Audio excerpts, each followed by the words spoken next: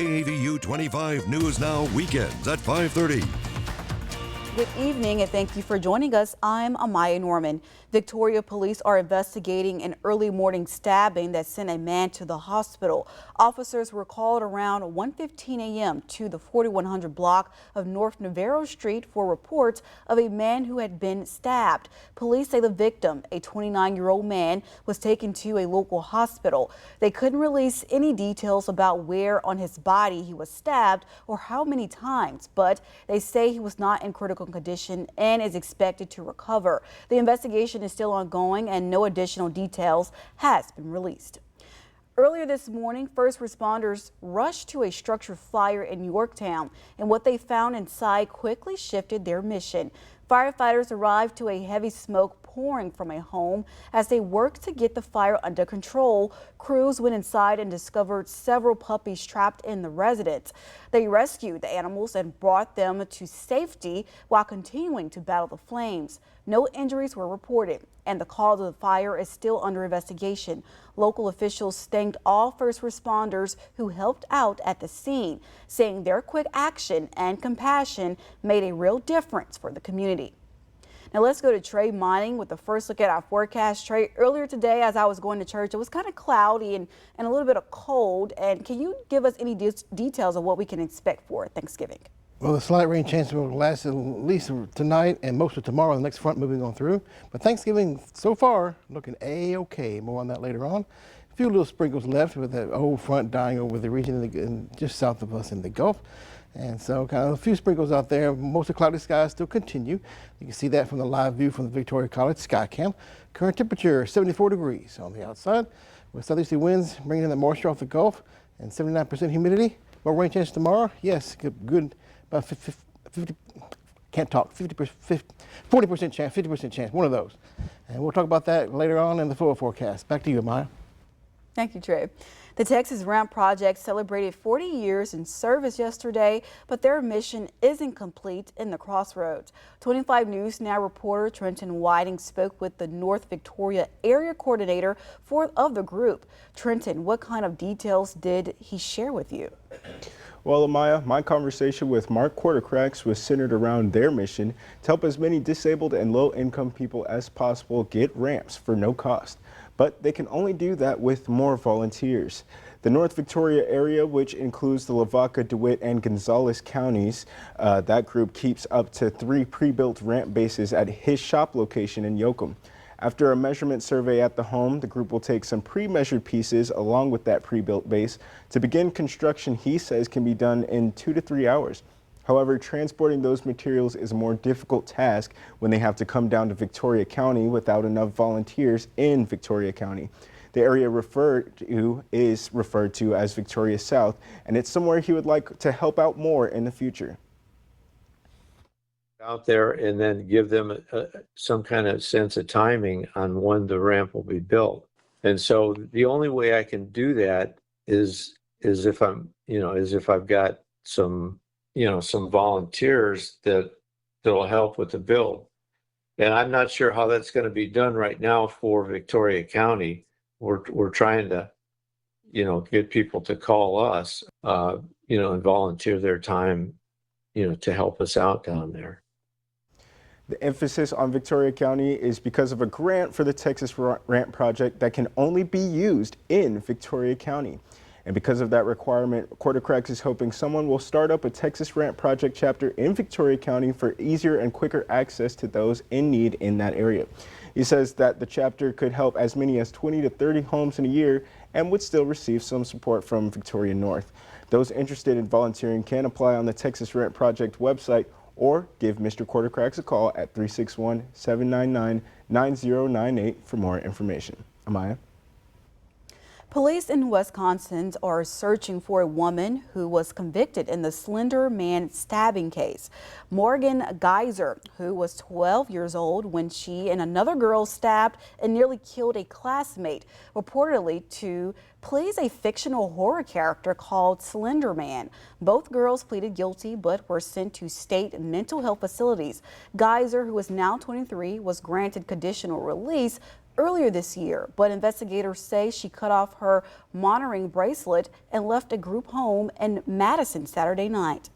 An outrage is growing in Nigeria after more than 300 students and a dozen teachers were kidnapped from a private Catholic school. Earlier estimates put the number at 200, but the Christian Association of Nigeria updated the figure. Some of the students are as young as 10. Meanwhile, schools across Nigeria have been closing their doors as worried parents pull their children from classes. Nigeria has experienced a growing wave of attacks by armed groups, as well as religiously motivated crimes.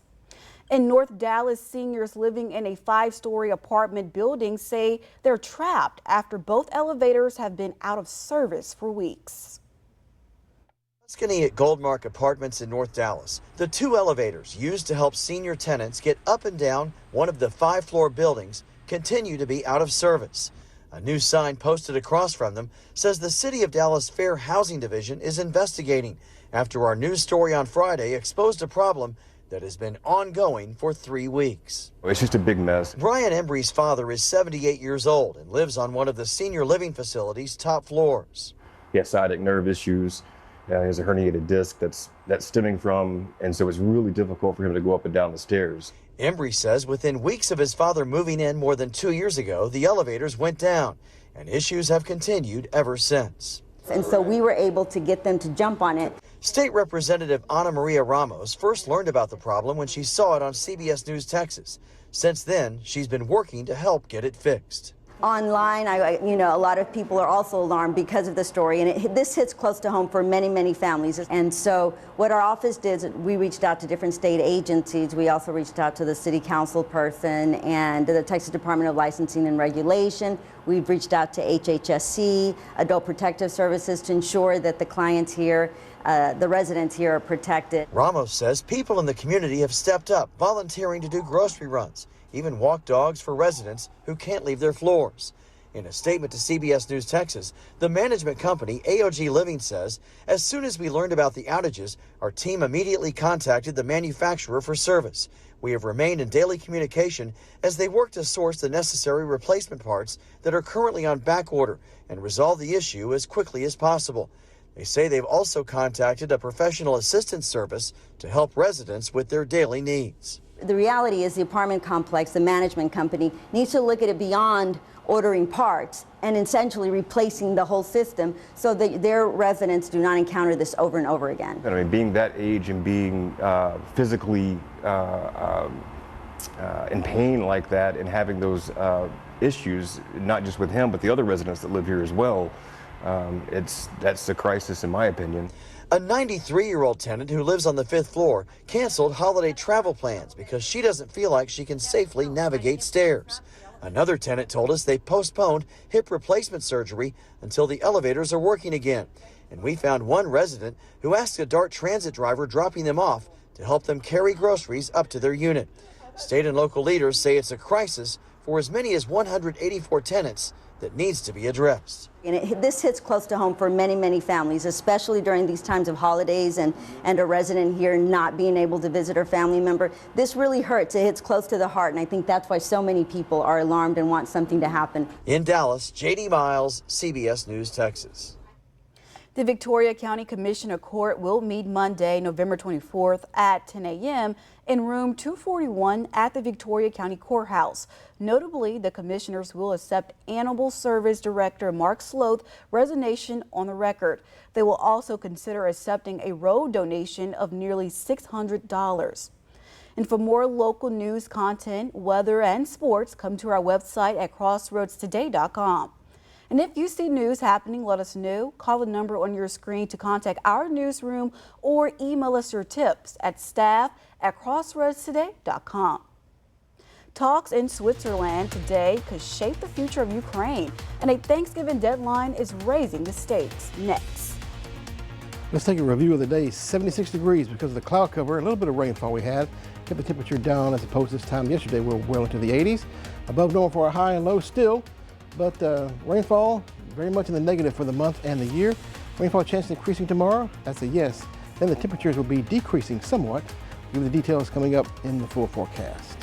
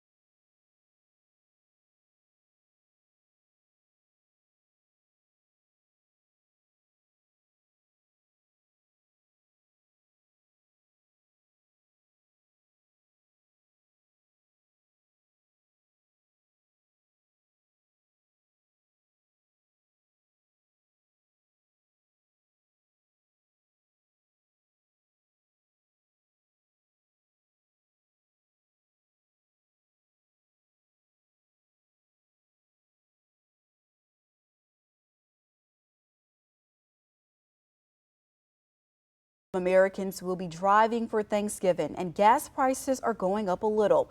Right now, a gallon of regular gas costs about $3.16. That's 4 cents more than 2 weeks ago, but 11 cents less than last month. Experts say prices might go down soon because refineries are back to almost full work after maintenance. Now to the talks happening today in Switzerland over the Trump administration peace plan for Ukraine. ABC News senior White House correspondent Selena Wang joins us with the latest, including a Thanksgiving deadline. This morning, high-stakes meetings between U.S. and Ukrainian officials set to begin in Switzerland. As Russia continues its relentless, deadly attacks, a Ukrainian official tells ABC News the Trump administration is threatening to cut off all military aid if the war-torn country does not agree to the administration's proposed peace deal. But President Trump now says his 28-point peace plan is not his final offer. We're trying to get it ended. One way or the other, we have to get it ended. Then overnight, a group of senators say Secretary of State Marco Rubio told them that the plan is a Russian proposal, directly contradicting what the president has claimed. It is not our recommendation. It is not our peace plan. It is a proposal that was received and as an intermediary. But soon after, Rubio publicly denying the comment, saying the peace proposal was authored by the U.S. It is offered as a strong framework for ongoing negotiations. It is based on input from the Russian side, but it is also based on previous and ongoing input from Ukraine. But that plan alarming our allies across Europe. It forces Kyiv to give up more territory in the east, giving Russia control of almost 1/5 of the entire country. The deal would also limit the size of Ukraine's military to 600,000 and force Ukraine to promise it will never join NATO. But the plan does provide some sort of U.S. military-backed security guarantee for the country. President Zelensky says Ukraine may be choosing between losing its dignity or losing a key partner. Even Republican Senator Mitch McConnell is criticizing the deal, saying, quote, Putin has spent the entire year trying to play President Trump for a fool. Rewarding Russian butchery would be disastrous to America's interests. Selena Wang, ABC News, Washington. President Trump is renewing his call for the arrest of a group of Democratic lawmakers who urged troops to disobey illegal orders that might be issued by the administration. On Sunday, Trump said on a social media that the action of 6 lawmakers were sedition at the highest level. The lawmakers who used to work in the military or intelligence posted a video message online last week. Trump called the video sedition and said it was punishable by death. The lawmakers responded by saying they would not be intimidated. And NASA astronaut Zena Cardman shared a video of the northern lights from the International Space Station last week. The video shows green lights glowing over the United States and lightning storms over South America as the sun comes up. Cardman said the auroras are a frequent show in space, but she said hasn't seen them from the ground yet. People in the Midwest also saw the lights last week and went outside to watch. Experience our digital streaming service Crossroads Today Plus. Stream our daily newscasts and much more using your connected TV. Just download Crossroads Today Plus on your Roku, Amazon Fire TV, Apple TV, or Android TV. Search Crossroads Today Plus. Looking at the radar one more time, a few little bit of sprinkles here and there near Refugio County, as a matter of fact. Pretty much dry everywhere else. Cloudy skies have hung in all day, keeping the temperature down a little bit. Rain chance increase tomorrow with the front coming at us from the west. Does that mean cooler temperatures for us? Eventually it will. We'll give you the details coming up next in the forecast.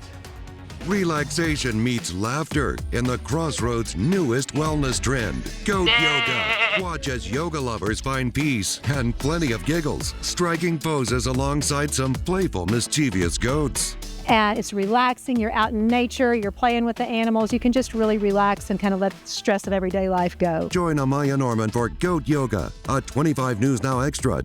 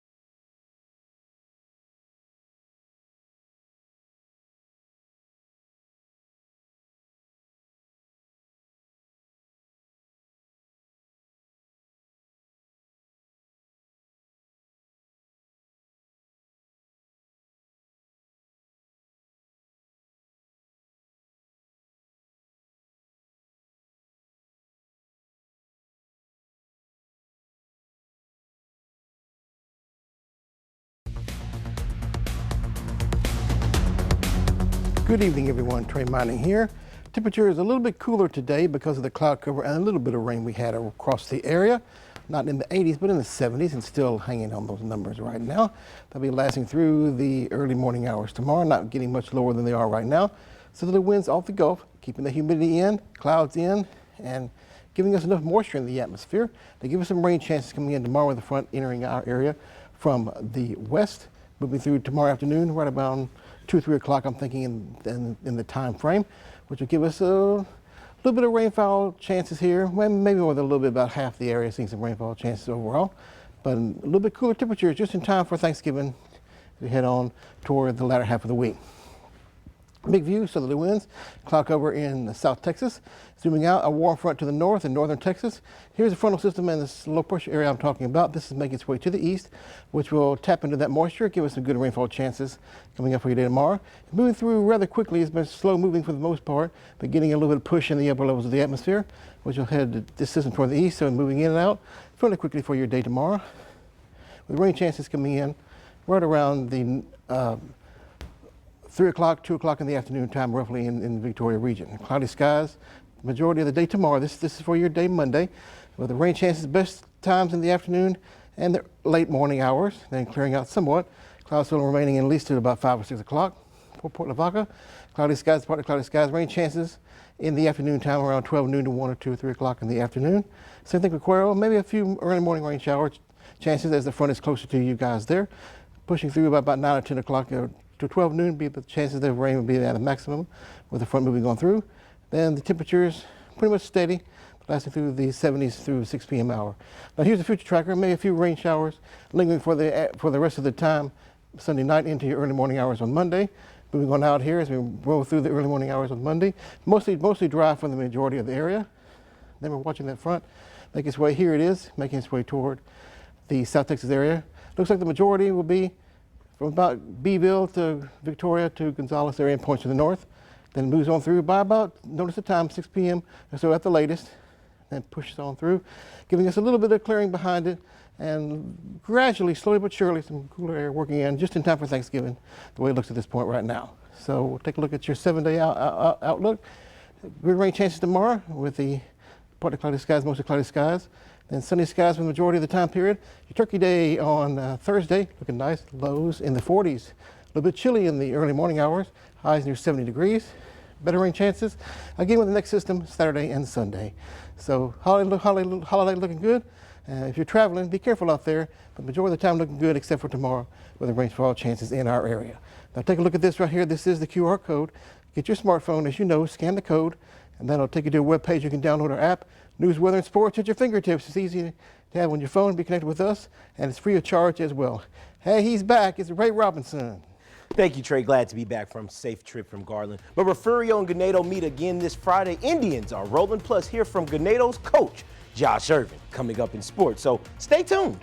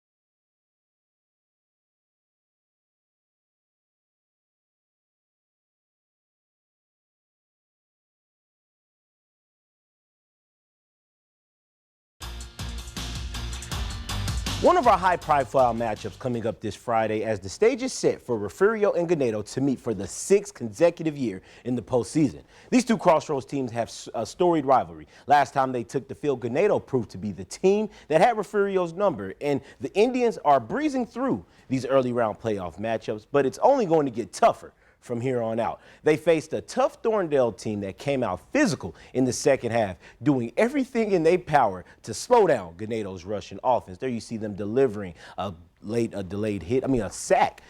However, the Indians' boost of an experienced roster featuring key players like Austin Pena, who was crucial in last year's state championship. Pena's performance on Friday night was impressive, both on passing and rushing. Meanwhile, quarterback Landon Arriaga, a younger player, appears to have adjusted well to his role on the team. Their 35-14 victory was a solid win, but Coach Irvin knows there's still work to be done to maintain their success. I'm just so proud of our kids for finding a way, though.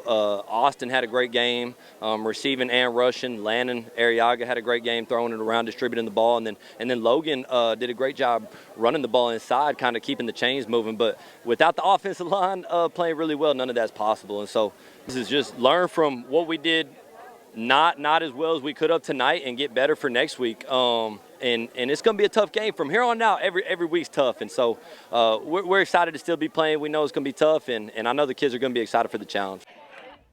And after yesterday's game against the Arkansas Razorbacks, the Longhorns' chance for playoff contention might be just slightly open, just a little bit, guys. Arch Manning stepped up big for the Longhorns. When being under pressure, he steps into the pocket and throws to DeAndre Moore, who completes the play for a Longhorn touchdown.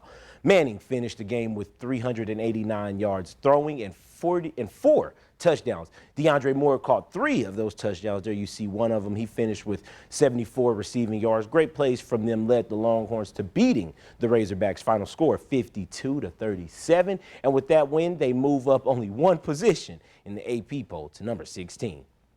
And the Longhorns' opponent for next week appeared to be in cruise control as they took on Stanford in a non-conference matchup. In this play there you see Reed, he throws to Rome on a 1st and goal, setting up their first touchdown of the game. And the Aggies secured the win with an elite defensive performance, shutting out their opponent 48-0.